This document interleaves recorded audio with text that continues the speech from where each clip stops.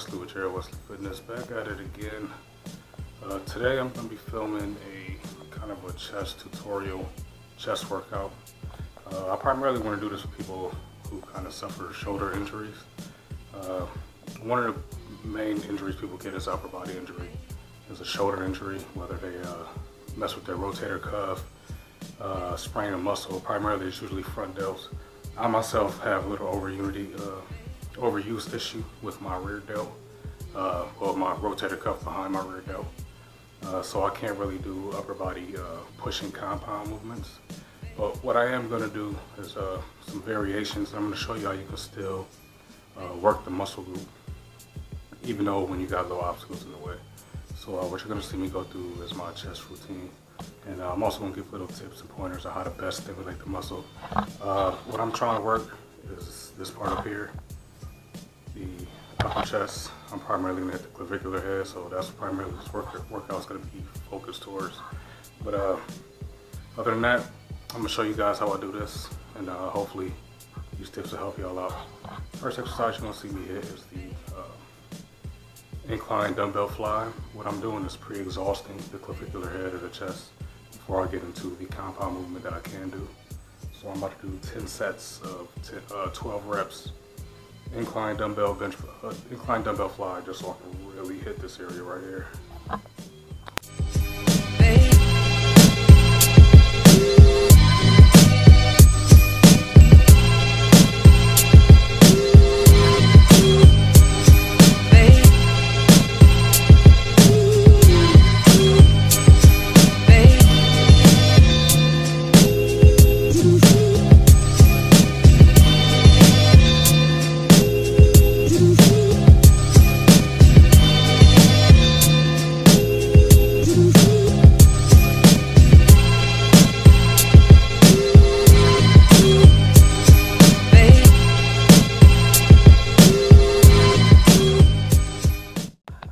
As you can see there, I was keeping the tension right on the clavicular head of my chest, doing the incline flies. The reason I had it zoomed in so you guys can see the muscle actually working.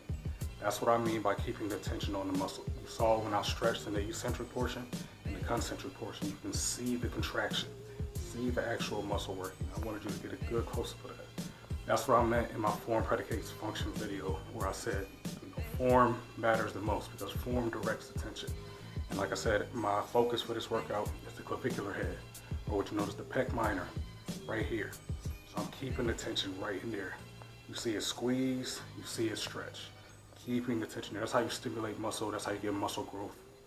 Okay, I got a few more sets to do here. I'm gonna bring you guys back when I get to the next exercise.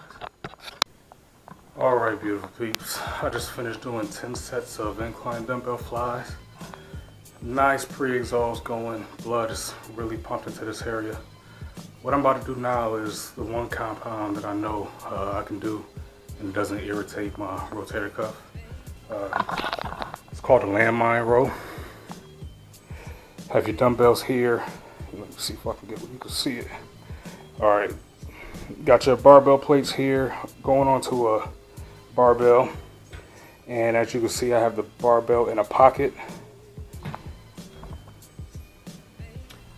And what I do is just push up from this end, and it will help target my clavicular head of my chest. Of course, I'm going to demonstrate the movement, but this is what I'm about to do next. I can do this; it doesn't bother my rotator cuff. I'm not going too heavy. I have 2 plates on there, but I'm going to be doing 10 sets of 12 reps. So just because like I told you in the previous video, it's not about the amount of weight you do; it's about the amount of work you make the muscle group do. So I can't go heavy on this, but I can still make the muscle group work. I get the benefits of the compound, and plus I get the tension that I'm looking for. Oh, another thing I wanted to point out. When I was doing the incline dumbbell flies, the thing I was paying attention to most is how my upper arm, the humerus, was moving. That's your arm from your shoulder to your elbow. Below the elbow doesn't matter. I was paying attention to how that is moving because the function of the chest is to bring your arm across your chest, okay? Now, this part right here, your humerus, that's where, you know, your pec tie-in goes right into this area. So it is about moving your arm across your chest. So when you're doing the flies, you want to be mindful of where this part is. What I focus on is trying to make my elbows, the inside of my elbows touch. By doing that, as you can see, the muscle really works. You know, that's just a little pro tip right there, keeping the tension on the muscle. But I'm about to get into this exercise right here. I gotta keep it going, keep the pump going. And here's the landmine row.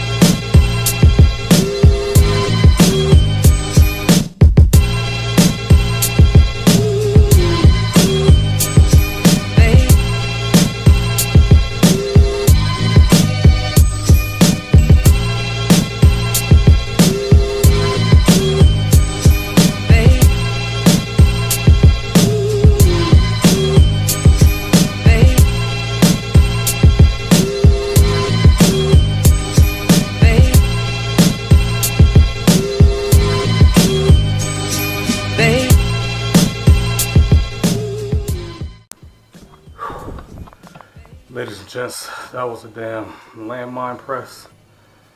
That thing is a fucking bastard. I'm not gonna lie. I did 10 sets of 12 reps, with 2 plates on there. 1 minute rest between sets. My fucking chest is smoked between that and the 10 sets of 12 reps of incline dumbbell flies. I could call it right now, but I still got 2 more exercises to do.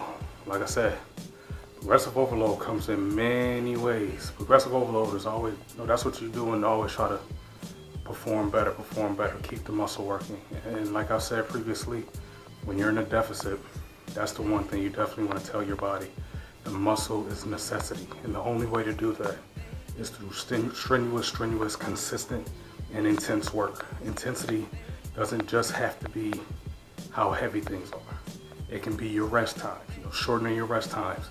The amount of sets you do, the more you make the muscle work in general, no matter what little variable you change, the more you make the muscle work in general, that is part of progressive overload.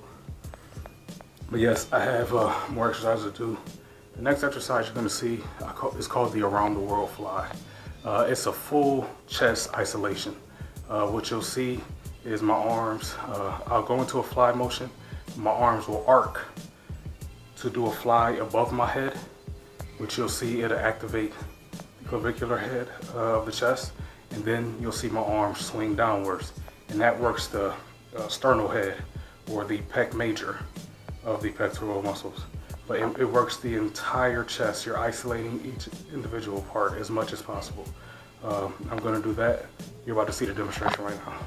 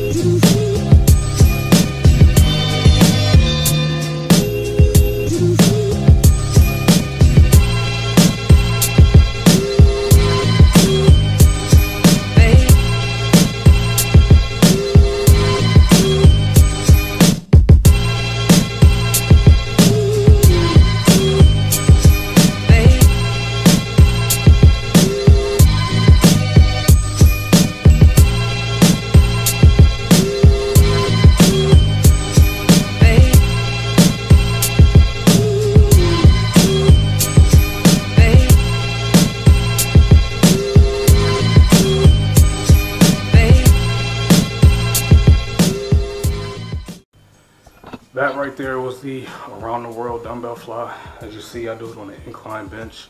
And again, it targets the upper, the clavicular head, or known as the pec minor, and lower sternal head, also known as the pec major.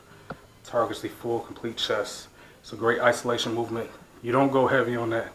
Obviously, as you see, your shoulder is in a very compromising position, and that is a lot to be putting stress moving that one individual joint. So I only use like 12-pound dumbbells, but it is more than enough to still get a good squeeze and stretch on both portions of the pectoral. I got a few more sets to do, and then I'm gonna bring you to my last exercise. Stay tuned. All right, beautiful people, I am at the last exercise of this damn hellish training. It's gonna be the good old-fashioned push-up. Now, what I want you to pay attention to is how my chest reacts while doing this. I get a lot of people that ask me, why do I do push-ups, or they tell me they can't feel it in their chest. It's because you are not activating it. There's a difference between going from point A to point B and focusing that tension. Don't just move your body up and down through space. Put intention onto it. It's not about doing as many as you can. In fact, my goal is to do as few as possible. I want to stress the chest so much that I can't do even 20. You know what I'm saying? But right now, I'm actually going to be doing like sets of 12. My chest is already pre-exhausted and pretty worked from all of the volume I've done previously. That's why I do push-ups last, so I can really just finish it off, recruit as much muscle fiber as possible, get as much volume as I can, but just really finish off the muscle, not annihilate it. Just try to recruit it, just in case I haven't recruited as much muscle as possible. This right here is the finisher, But watch how I do it. Pay attention to my chest. Pay attention to right in this area as I contract. You will see the muscle squeeze. That is the goal.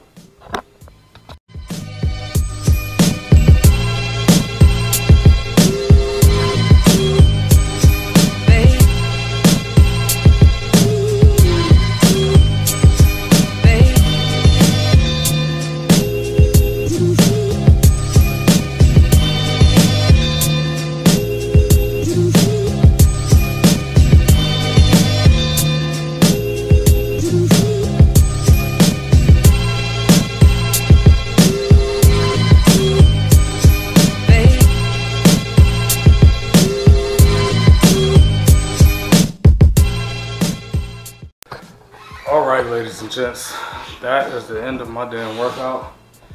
It took almost 2 hours, but combined with filming, that's one of the sacrifices to try to get good content out there. But I just wanted to show you guys what like my chest workout was. Like I said, I have a rotator cuff issue, so I can't really stress like I would. I love bench pressing, incline, flat bench, dumbbell pressing, but I can't do that stuff, so you gotta learn to work around your problems, Don't let it TKO you. I stopped before it became a serious issue, and I would have, really need to had to stay out the gym. I've been to the doctor and everything. They told me it's all good. Just stay off it a little bit. I'm going to get some MRIs done and so on. But I still can work around the problem. I got a great chest workout.